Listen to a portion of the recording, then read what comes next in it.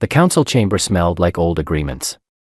Nora Vance had been sitting in it for 9 years and she still had not found the right word for the smell.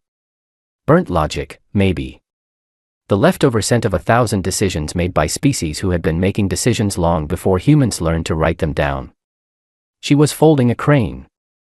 The paper was standard issue, the kind the council printed its memos on, thin and slightly blue at the edges. She had figured out in year 1 that the council produced enough memos to keep her in paper for the rest of her life. She had also figured out that folding something with her hands kept her from saying the wrong thing at the wrong time. 9 years was a long time to need something to do with your hands. Council Chair Drevon stood at the front of the chamber. He was Velith, tall, the color of old copper, with a crest along the back of his head that moved when he was nervous. The movement was small. Most species in the room could not read it. Nora could. She had made it her business to learn the small things about all of them, the things they did not know they were doing, the signals they sent without meaning to. Drevon's crest had been very still for 3 weeks. That kind of stillness in a Velith was not calm. It was what came after a decision had already been made and the making of it was finished. It was the stillness of someone who had already closed a door in their head and was waiting for the right moment to say so. Nora had noticed it on a Tuesday morning, during a routine session about trade route protocols. She had been folding crane number 11,942. She looked up, saw Drevon's crest, and set her crane down very carefully, the way you set down a glass when you realize the table is not as steady as you thought. She had told Petra Sims that same evening. Petra was 26 and worked in intelligence analysis and had the specific energy of someone who stayed up too late doing math about things other people preferred not to think about. She ran the data for 3 days and sent Nora a file with 17 tabs. Nora read all 17 tabs. She put the file in her second drawer where she could not accidentally open it on a bad morning. She did not need to open it again. The shape of it was already in her head. Now Drevon read the motion. The words were in Galactic Standard, a language Nora spoke well enough that she no longer needed the translation earpiece, though she kept it in for the official record. She heard each word fall separately. War Declaration. Species Level Sanction. Humanity designated as a Category 4 destabilizing force. Authorized engagement commences in 90 standard cycles. The chamber went very quiet. Not silent. Something heavier than silence, the specific weight of a thing that has been decided and has now been said out loud and cannot be unsaid. Nora set down her unfinished crane. She did not stand. She did not reach for the floor switch that would give her the right to speak. She did not do any of the things a diplomat was supposed to do when her species had just been handed a war. She sat in her chair in the front row and she looked at Drevon and she said one word. Finally. Flat. Plain. The way you say it when a dentist tells you the tooth has to come out, not happy, not surprised, just done waiting for the thing to get its name. The chamber did not know what to do with that. Drevon's crest flickered. Just for a second. Then he pulled it back under control, but Nora had already seen it. The Oran delegation across the chamber, species that showed their feelings through color shifts in their outer skin, went a flat gray that Nora had learned meant confusion. The human support staff along the back wall went very still in the human way, which was the way of people trying to figure out whether to panic. The envoy will address the motion formally, Drevon said. His voice was careful. Too careful. The voice of someone who had rehearsed a script and was now slightly off it. I'm addressing it, Nora said. She picked up her unfinished crane and went back to folding. I said finally. That's my address. The Oran went a color she had not seen before. She filed it away. There was a sound that moved through the chamber, the specific sound of 7 species not knowing how to proceed at the same time. Drevon looked at her directly. Not the way he had been looking past her for 3 weeks. Directly. And in it was something that was not contempt, was not respect, but lived somewhere between the two. She had been in this room for 9 years. She had drunk bad coffee, the station's pale imitation of it, through 9 years of sessions about trade corridors and species classification protocols and the very particular exhaustion of representing a species that the council found simultaneously fascinating and deeply inconvenient. She had folded cranes through years of being the smallest person in every room. She had learned, slowly and then all at once, what the council actually was. It was not cruel. People got that wrong. It was not malicious. It was simply very old and very set, and it was looking at something new and loud and hard to predict, and it was doing the thing that very old systems do when they encounter a variable they cannot absorb. They remove the variable. She had tried to explain this to Dean Calloway 4 years ago. Calloway was the Secretary General of Earth and a man who used the word partnership the way other men used a safety blanket. He had let her explain. Then he had used the word partnership again. She had let him. 3 weeks ago, when Petra's data confirmed what Nora had already known in her body, in the specific way you know a storm is coming before the sky changes, something had loosened in her chest. Not relief, exactly. Something more like permission. The thing she had been bracing for since year 2 of her appointment had arrived, and now she could stop holding her breath about it. The session broke without resolution. There was a recess called. Delegations moved toward their private corridors in the way of people who had things to say that were not for the record. Nora walked out. In the corridor the light was amber, the way it always was on the station, filtered through materials that had no human name and produced a color that made everything look like the inside of an old photograph. She had hated it for years. She had stopped noticing it around year 5. Arlo Banks was leaning against the wall outside the chamber doors. He was the only human who had lived among council species longer than she had. 11 years as a cultural attaché. He had come back from it changed in ways that were hard to describe, not wrong, exactly, but shifted, the way a bone heals and is stronger at the break and does not bend in quite the same direction anymore. He looked at her with the eyes of a man who did not frighten easily and was frightened now. "How long have you known?" he said. "Long enough to be bored of being right," she said. She kept walking. He watched her go. She turned the corner and stopped. The corridor was empty. Amber light on nothing and nobody. She looked at the crane in her hand. The fold on the left wing was soft. She had lost focus somewhere during Drevon's closing remarks and the crease had not landed clean. She smoothed it with her thumbnail. 90 standard cycles. She put the crane in her jacket pocket. There was a call to make. There were people on the other end of it who would need someone to not fall apart, and she was the only person available for that job. She had been the only person available for that job for 9 years. She started walking. The call connected at 0200 hours, station time. 3 screens. 3 faces. Nora sat at her desk in her quarters with the light off and the glow of the screens making the room look like the inside of a fish tank. Dean Calloway was on the left, Secretary General of Earth, silver-haired, the kind of man who looked authoritative in photographs and slightly smaller in real life.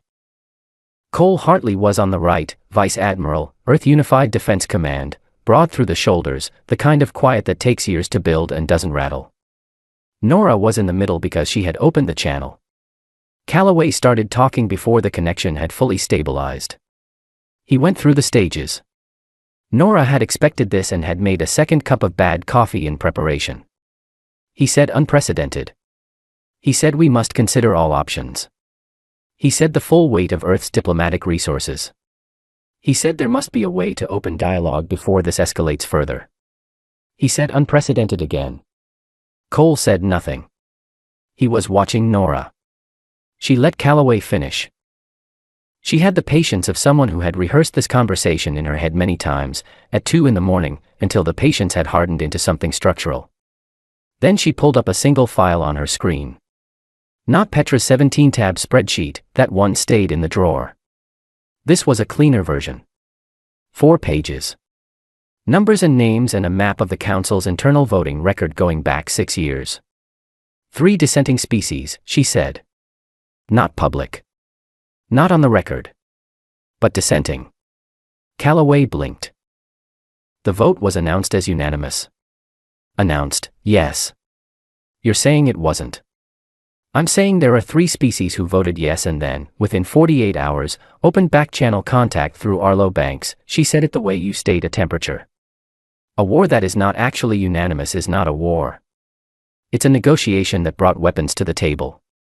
Calloway was quiet for 3 seconds. That was a long time for Calloway. How long have you had this? Long enough. Nora. The Velith ambassador stopped making eye contact with me 6 weeks ago, she said. Not the usual kind. Not the contempt kind. The other kind. The kind that means a person feels something in the neighborhood of guilt. She picked up the crane from the edge of her desk and turned it over in her fingers without looking at it. I noticed. I waited. I kept filing standard diplomatic reports and folding paper and waiting for the rest of the shape to show up. Cole spoke for the first time. And Arlo.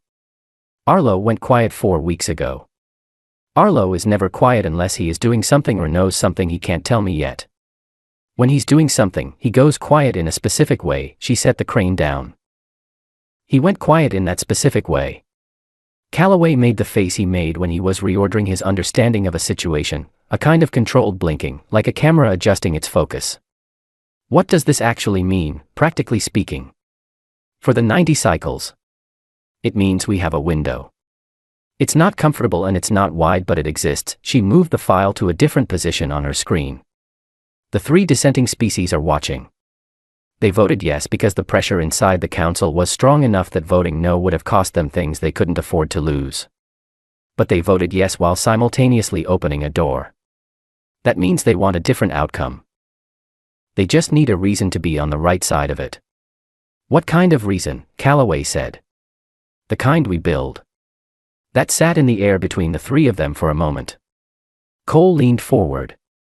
He had a way of doing it that was not aggressive, just direct, like a man closing the distance between himself and the actual question. Nora, he said. How bad is it? The real number. She had known this question was coming. She had been deciding since the session how to answer it, not whether to be honest, but how much of the shape to give him at once. Bad enough that they expected us to quit, she said. Not bad enough that they're right. Cole sat back. Something in his face settled. Not relief. Something more like, okay. Ground under feet. Let's go. Calloway exhaled. It sounded like a building in a wind. I need you to walk me through what you're planning, he said. Specifically. I need 90 cycles to build the reason, she said. And I need Earth Command to not surrender, conditionally or otherwise, while I'm building it. Calloway's jaw tightened.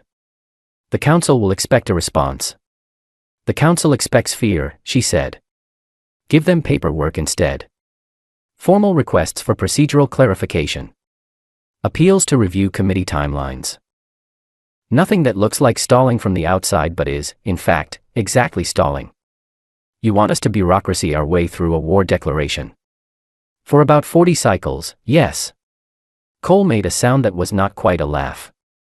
It was the sound of someone who has worked with a specific person long enough to find them funny and alarming at the same time. Calloway pulled at his collar.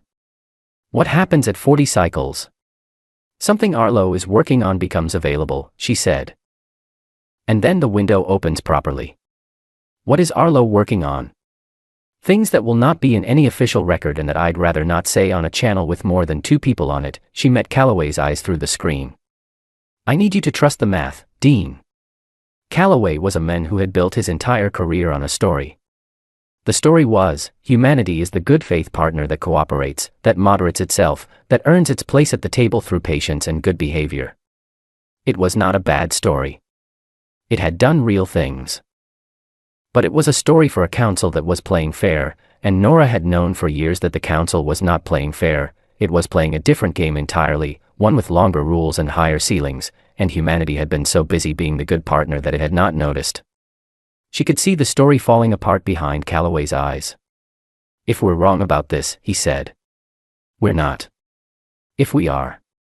We're not, she said it simply. Not to shut him down. Because it was true and she had done the math enough times that it was not a question anymore for her. The council made this decision because they believe humanity will panic and fracture. That's the whole model. The whole thing depends on us doing what they expect, she paused. So we don't do what they expect. The call ended 10 minutes later with nothing formally decided and everything informally understood. Nora sat alone in the blue-gray glow of her screens after they went dark. 9 cranes sat on the left side of her desk, lined up with the precision of someone who arranges things when their thoughts are moving fast. She picked up a fresh sheet of memo paper. Started folding. The thing about building something in the dark was that you had to trust your hands to know the shape before your eyes could see it. She had been building this for 3 years. Not loudly. Not on the record. Fold by fold and meeting by meeting and small careful thing by small careful thing. 90 cycles. She finished the crane. Set it with the others. Outside the small viewport in her quarters, council space was dark and full of ships that had not moved yet. Not yet. The countdown moved the way bad things always move, faster than it looks on paper.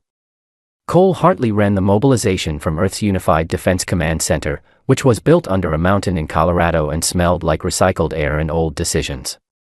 He had 217 people in that room on any given shift. Most of them were young. Some of them had never seen a live combat deployment. They all had the same look on their faces, not panic, not yet, but the face that comes before panic when someone is working very hard to stay ahead of it. Cole did not find this alarming. He found it correct. The ones who weren't at least a little afraid were the ones you had to watch. He stood in front of the main display and walked his senior staff through the council's fleet numbers. Size, speed, documented weapon systems, formation patterns from the last 30 years of observation data. It was a long list. Nobody in the room made a sound while he read it. Then he walked them through something else. He called it the adaptive framework. It had no formal name in any official document because formally naming something made it a target for review committees, and Cole had learned, after 26 years in Defense Command, that the best tools were the ones that lived in the margins. The adaptive framework was not a defense strategy in the traditional sense. It was more like a philosophy, the idea that humanity's advantage was not size or speed or the power of any individual weapon but the specific way human beings responded to pressure. They did not follow the script. Every species the Council had ever brought into conflict with had behaved, under pressure, in ways that matched predictive models. They retreated when retreat was logical. They sued for peace when the math said they should. They moved in patterns that a sufficiently advanced tactical system could map and anticipate. Humans did not do this. Humans did things like repair a damaged ship mid-engagement using parts that were not designed for that ship.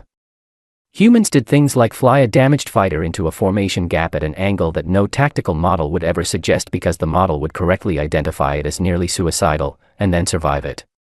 Humans adapted in real time in ways that were not logical and were not predictable and were, from the outside, deeply unsettling to observe.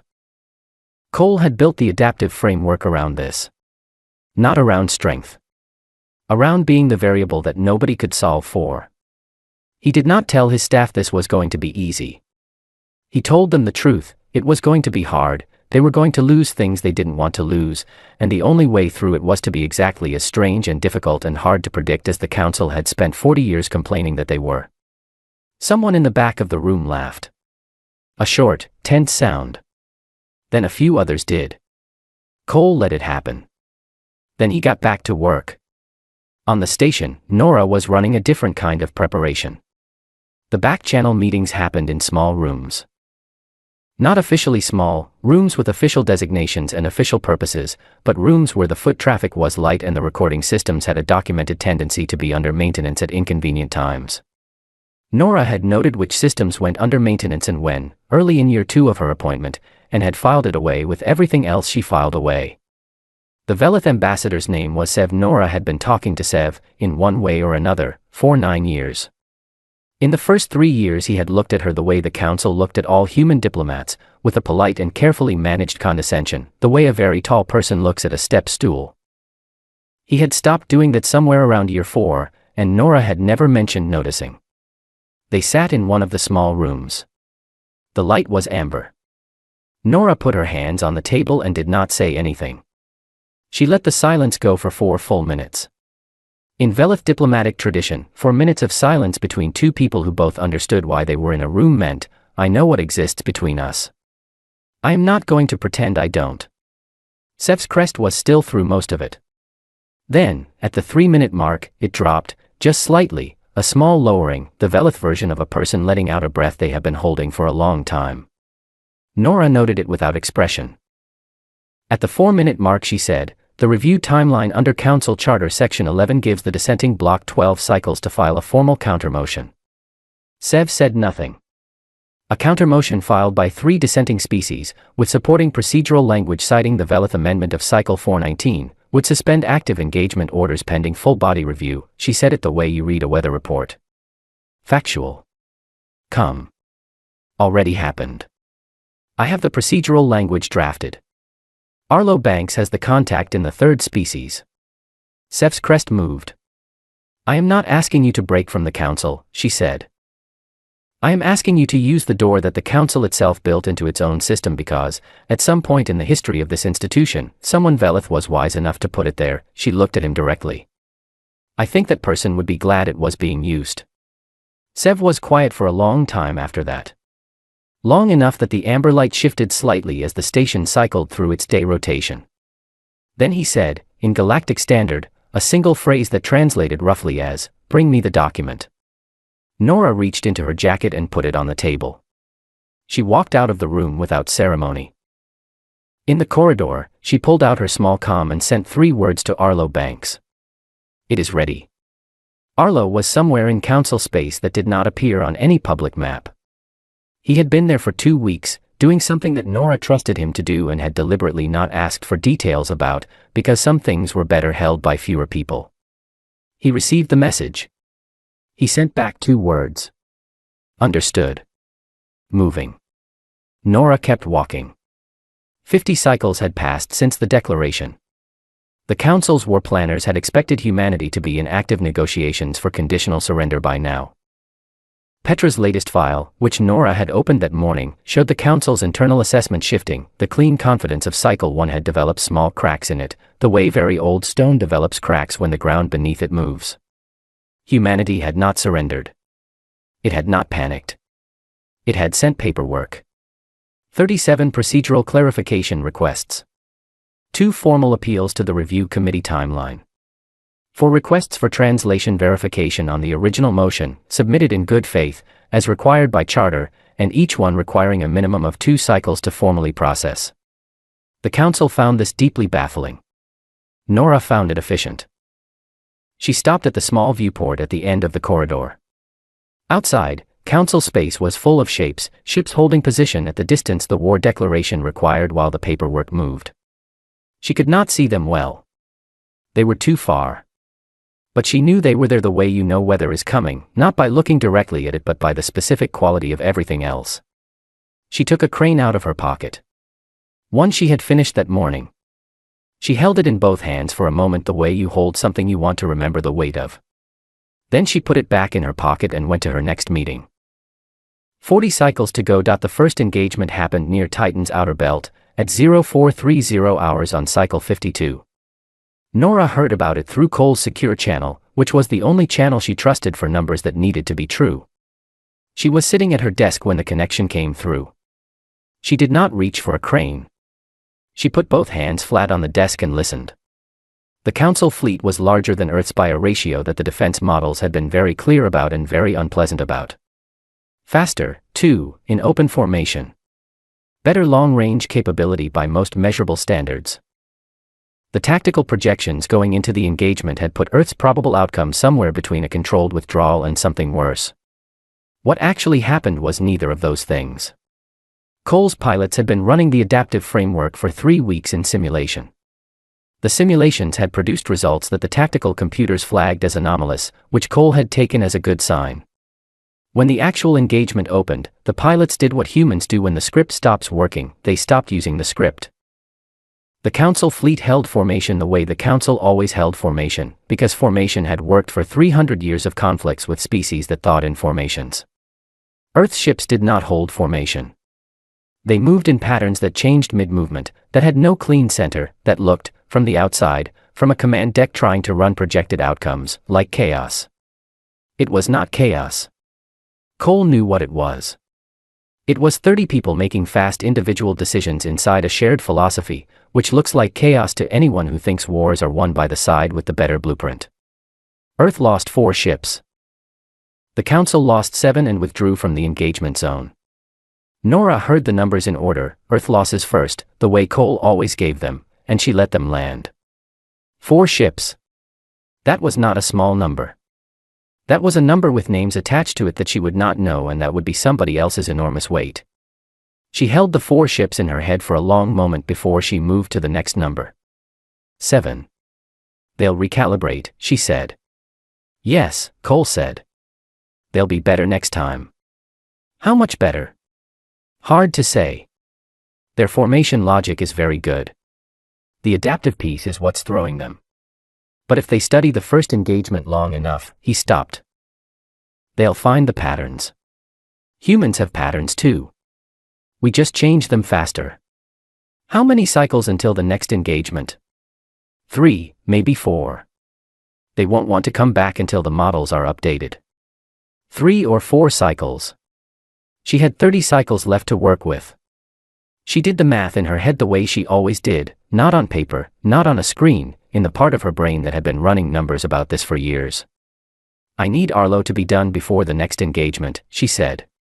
What's he doing? Cole asked. Something necessary, she said. She closed the channel. The 3 photographs on her desk had always been face down. She had put them that way on the first day she moved into these quarters, and she had not turned them over since. She knew why, and she had never explained it to anyone because the explanation was not something she was willing to spend out loud. It was private in the way that certain things are private, not hidden, just held. She looked at them. The backs of 3 frames. She left them face down. She went back to work. Dean Calloway called 6 hours later. She had expected this too. The engagement had hit the public channels by then, and Calloway would have been awake since before it started, running on the particular adrenaline of a man watching a situation from too far away to do anything about it. He wanted to talk about a conditional path. Diplomatic language, he said. A pause in hostilities, he said. Temporary, he said. To allow for negotiations. Nora set her hand on the desk and let him finish. Then she said, if we offer a conditional pause, the 3 dissenting species lose the cover they need to file the counter-motion.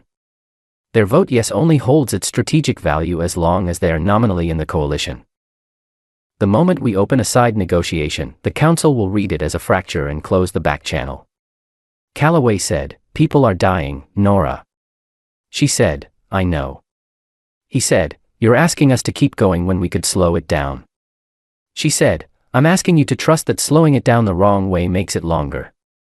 Not shorter. Longer. Calloway was quiet. 40 more cycles of this, she said, or 20 more years of what we had before the declaration. Sanctions. Classification reviews. Species status hearings every 3 years where we sit in the chamber and make the case that we deserve to exist without supervision. She said it plainly, the way she said most things, not to hurt, but because the plain version of a true thing was kinder in the long run than the soft version. The declaration was the council finally saying out loud what they've been deciding for 15 years. We either solve it now or we solve it later. Later costs more. Calloway's exhale was the kind that means a person has decided something and doesn't entirely forgive themselves for it. What do you need from me? He said. 20 more cycles of paperwork, she said. And a message to Cole that the adaptive framework has full authorization to escalate response protocols if they engage again before the countermotion is filed. Done, he said. The call ended. Nora sat alone. She looked at the crane on the corner of her desk, the one she had stopped halfway through 2 mornings ago, when the casualty report from a different skirmish near Europa had come in and her hands had just stopped. She picked it up. Looked at the soft unfinished fold. She finished it. It was not as clean as her usual work. The left wing sat slightly lower than the right. She put it on the windowsill anyway, facing out. It was the only one she put there. All the others faced inward, toward her, toward the room, toward her own work. This one faced out. Arlo Banks appeared at her door at the end of the cycle. He looked like a man who had done a thing that could not be undone and was now standing inside the fact of having done it. His face had the quality of a room where something has just been moved, the same furniture, different weight distribution. It's done, he said. She looked at him for a moment. The way his hands were. The set of his shoulders. All 3, she said. All 3, he said. The language is embedded in the procedural filing. Velith Amendment, Section 11, Full Body Review Trigger, he paused. It's solid. She nodded once. You should eat something, she said. You look like you've been running on fumes for 2 weeks. 17 days, he said. Eat something, she said again. Not unkindly. The way you say it to someone you trust with the important things. He left. 10 cycles remained. Nora turned back to her desk. The unfinished work, the cold coffee, the stack of council procedural documents with her handwriting in the margins, years of her handwriting, years of reading the fine print of a system that had been designed to outlast the patience of anyone who tried to use it against itself. She had been patient. Outside the viewport, the dark was full of ships still holding position. 10 cycles. The emergency session was called at 0600 hours, station time. Nora was already dressed. She had been awake since 0200. Not because she could not sleep, she had trained herself years ago to sleep in short stretches the way sailors learn to sleep on rough water, but because the last 10 cycles had been building toward this specific morning and she had wanted to be awake for all of it. She had made her coffee. She had checked Petra's final data package, which confirmed what she already knew. She had folded 2 cranes, which she did not especially need but which kept her hands from having nothing to do. She put both cranes in her jacket pocket and went to the chamber. The council chamber at an emergency session looked different from a routine one. The light felt sharper, or maybe that was just the accumulated energy of 8 species in a room where something was about to break one way or the other. The delegations were in their seats but not settled into them. There was a quality of people who have arrived at a place but have not yet decided what the place is going to be. Drevon was already at the front. His crest was doing the small rapid movement that Nora had come to understand meant he was managing something unexpected, something that had not been in the plan he had walked into this session with. Nora walked to her seat in the front row. She sat down. She took out a fresh sheet of memo paper and began folding.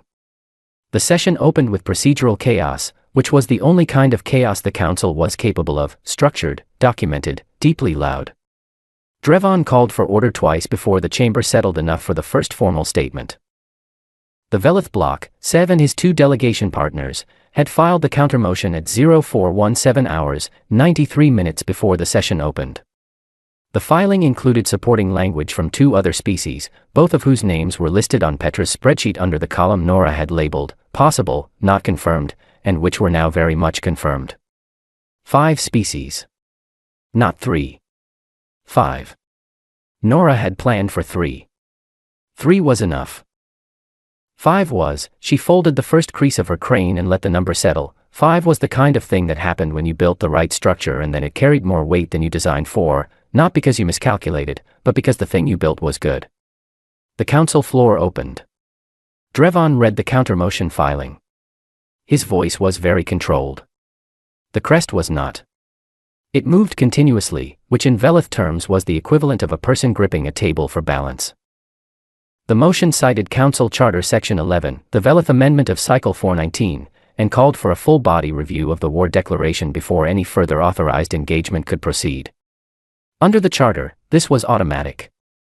The war declaration was suspended, pending review.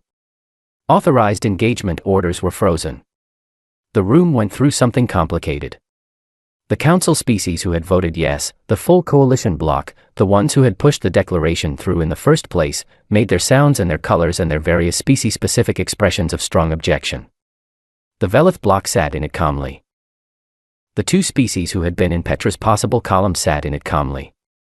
Nora sat in it the most calmly of anyone in the room, because she had been sitting in this room for 9 years and she had learned that calm, in a space full of people who want you to be afraid, was the most precise tool she owned.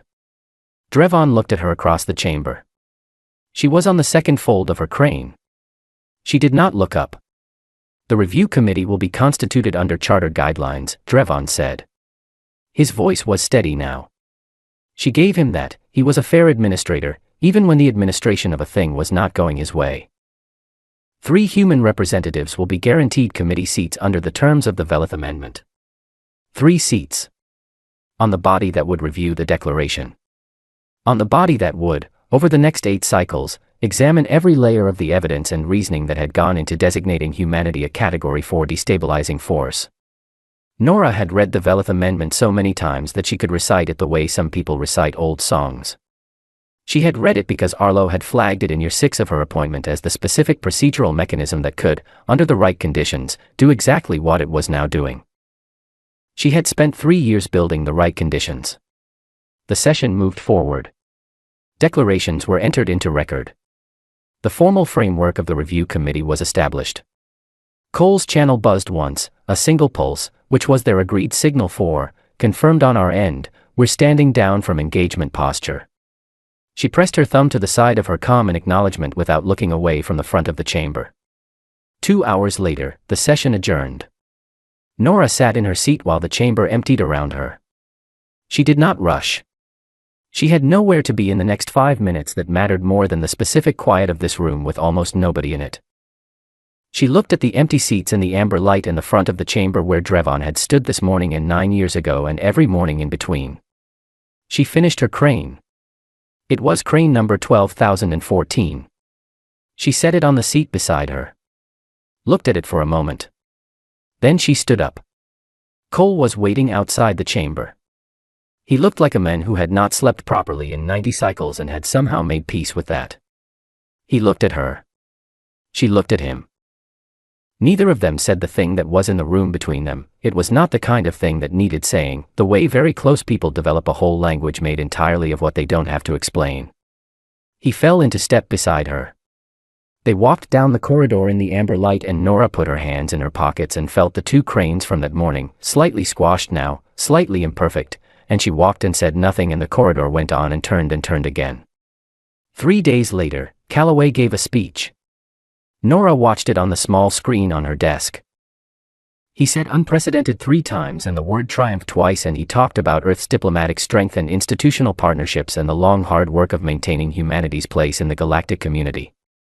He had good hair in the speech. He was very steady at the podium. He did not say her name. She was already on her next file when the speech ended. Review committee preparation. Documentation of council charter precedents. A handwritten list in the margin of 1 page, in her own shorthand, of the 12 things that still needed to be done to make sure the review went the right way. On her windowsill, 12,014 cranes faced out into the dark of council space. 12,013 faced inward, toward her desk, toward the work. 1 faced out. The one with the soft left wing. Nora made a mark on her list, poured herself a bad coffee, and got back to work. The review committee would need preparation. The 3 committee seats would need the right people in them. There were documents to read and amendments to understand and small careful things to build in the margins of a system that was, for the first time in 9 years, slightly less certain of what humanity was going to do next. She had always been comfortable in the margins. She picked up a fresh sheet of memo paper. Started folding.